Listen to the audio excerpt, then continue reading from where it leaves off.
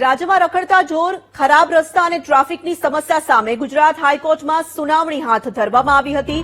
હાઈકોર્ટે રાજ્ય સરકારને કેટલાક સવાલો પૂછ્યા હતા। હાઈકોર્ટે પૂછ્યું કે હેલ્પલાઇન થકી કેટલી અને કેવી કામગીરી સરકારે કરી છે, ફરિયાદ થયાના કેટલા કલાકમાં સમસ્યાનું નિરાકરણ આવે છે, જેના પ્રત્યુત્તરમાં રાજ્ય સરકારે જણાવ્યું કે ટ્રાફિક સમસ્યાના નિવારણ માટે 180023331122 ની હેલ્પલાઇન જાહેર કરવામાં આવી છે। અત્યાર સુધી આ નંબર ઉપર 440 થી વધુ ફરિયાદો આવી છે, જેને સંલગ્ન વિભાગમાં મોકલી આપવામાં આવે છે। આ નંબરનો ઉપયોગ ખરાબ રસ્તા, દબાણ અને રખડતા ઢોર જેવા મુદ્દે રજૂઆત કરી શકાય તેવું આયોજન કરવામાં આવી રહ્યું છે।